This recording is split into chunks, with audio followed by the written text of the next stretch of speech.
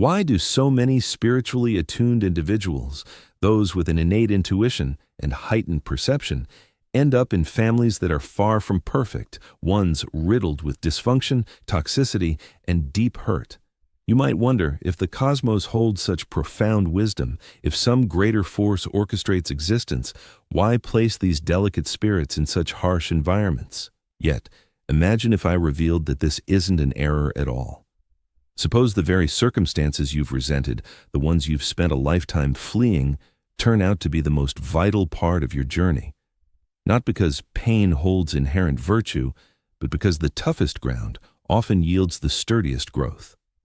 We tend to believe spiritual enlightenment arrives via serene paths, peaceful retreats, insightful literature, tranquil moments amid stunning landscapes. Certainly, such avenues can nurture the soul.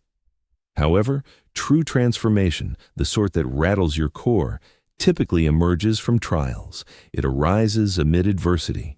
It surfaces when illusions shatter, leaving only your authentic self exposed. Consider this angle.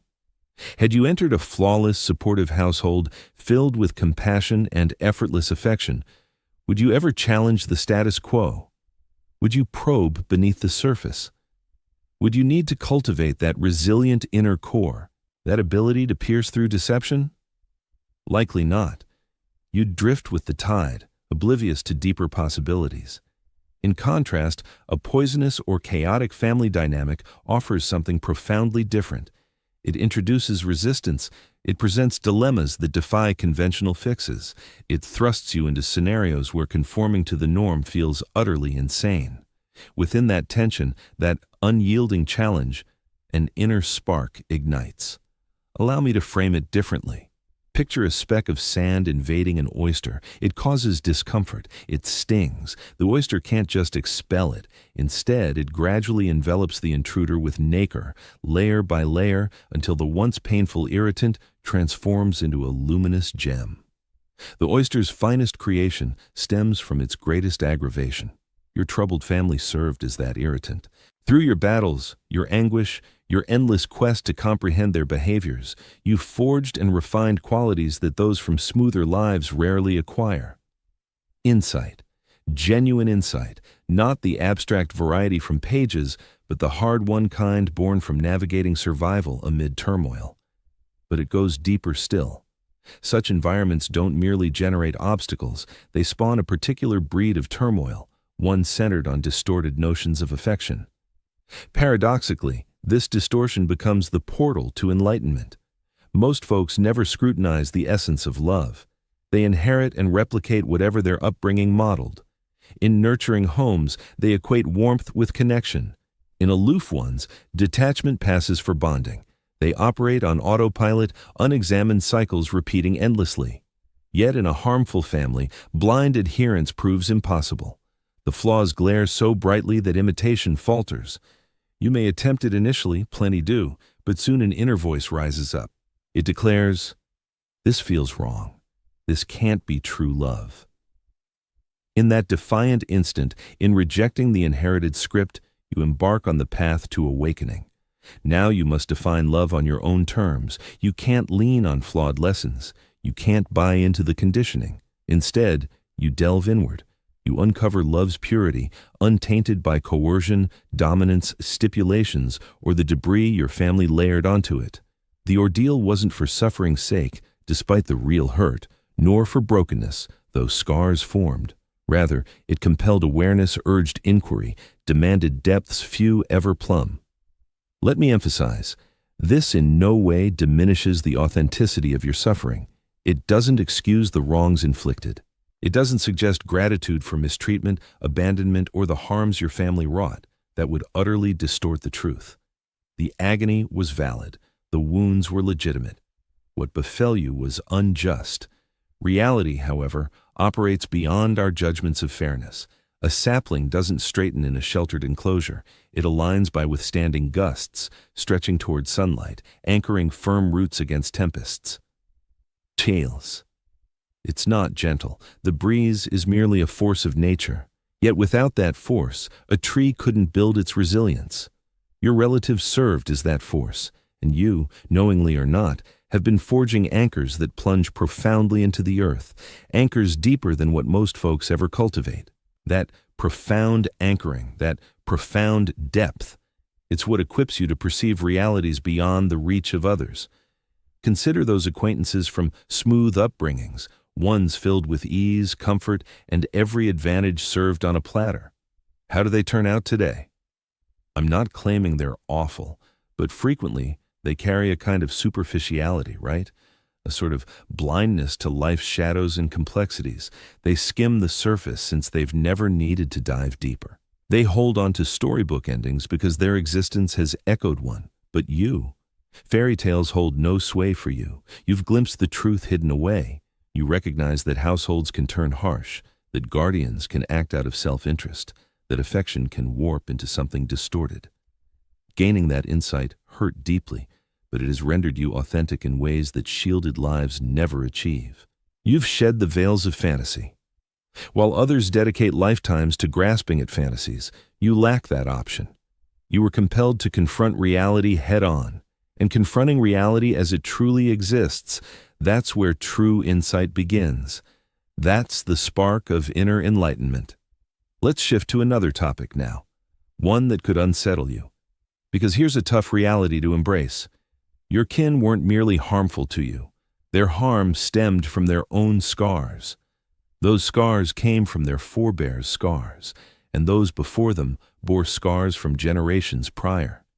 It stretches back endlessly, one lineage after another, each handing down the hurt they inherited, simply because they knew no alternative. You embodied the peak of that accumulated suffering. All those layers of generational damage converged in you, and it was you who declared, Buddha Keats, quote, on one. You who examined the recurring cycle and resolved, quote, to do. That's precisely why you stand apart. That's why you were selected, using that term loosely, not in some arrogant way, but because your essence possessed the fortitude to declare, quote 3. Ponder the implications. Your relatives, damaging as they proved, weren't adversaries. They functioned as your guides, flawed guides indeed, instructors who conveyed lessons via suffering instead of tenderness, still instructors all the same. They illustrated precisely the pitfalls to avoid. They demonstrated the outcomes of slumbering through life, of never probing deeper, of merely mimicking the inheritances passed down. By revealing those errors, they compelled you to discover the right path. They pushed you toward awareness. They demanded that you decide. See, the true boon lies in that capacity to decide. The majority drift without ever selecting their essence. They embody whatever their lineage shaped them into, mere mechanisms, devices operating on unexamined code. But you, choice was yours to seize. You needed to deliberately shape the individual you aimed to become. You had to intentionally define what love meant to you. You had to purposefully establish your principles, the bonds you'd nurture, the existence you'd construct. Nothing arrived preordained. Nothing was bestowed. Every element required selection. And through that relentless, challenging process of selection, you stirred to awareness. You attained genuine selfhood. Not the version your relatives desired, nor the one society imposed, but the one your core wisdom elected. This is where misconceptions often arise. Folks assume enlightenment equates to perpetual joy, constant serenity, or utter disconnection. Yet that's not enlightenment. It's merely another form of numbness, another evasion. Authentic enlightenment involves clear vision. It entails discerning the cycles. It requires acknowledging that your kin's actions never targeted you personally. They never revolved around you. They reflected their own damages, their anguish, their failure to offer genuine care because they'd never received it themselves in fullness. Once you truly grasp this, something remarkable unfolds. The resentment starts to fade, not through coercion or some dutiful absolution, but through profound comprehension. You realize they weren't monsters.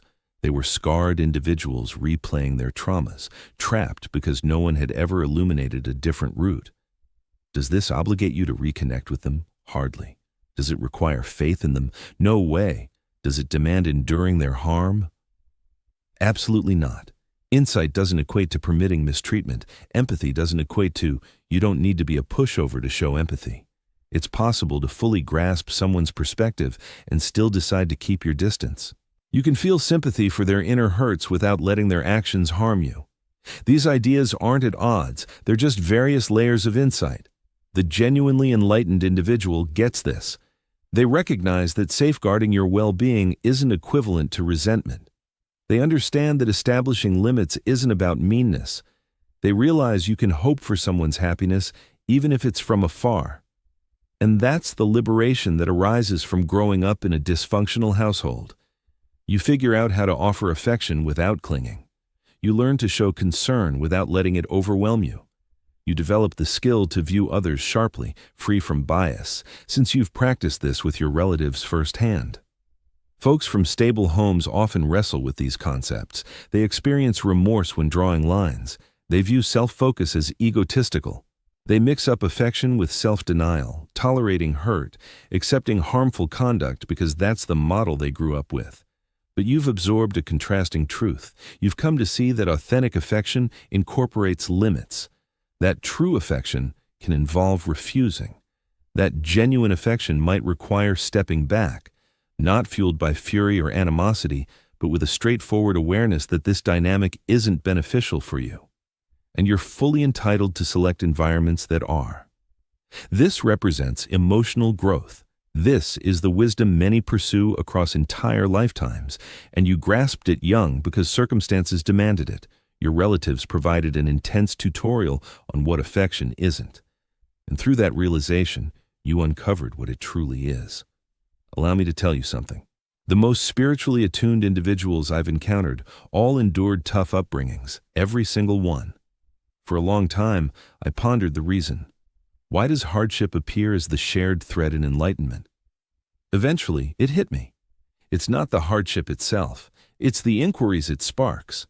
When existence flows smoothly, you rarely probe deeper. There's no need.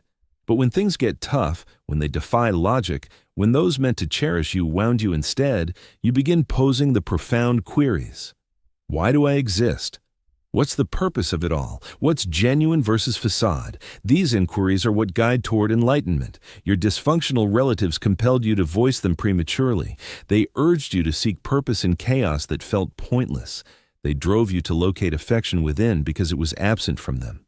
They motivated you to cultivate an internal world since the external one stung too much. And in nurturing that inner realm, in redirecting focus inward amid the outer turmoil, you uncovered what countless others miss. You discovered your authentic essence, not the version your family desired, not the one society anticipated, but the core you beneath layers of influence, injuries, and narratives. This essence, your real core, was ever present. Yet most never unearth it because they've no reason to search. They're occupied with superficial living, conforming to external demands.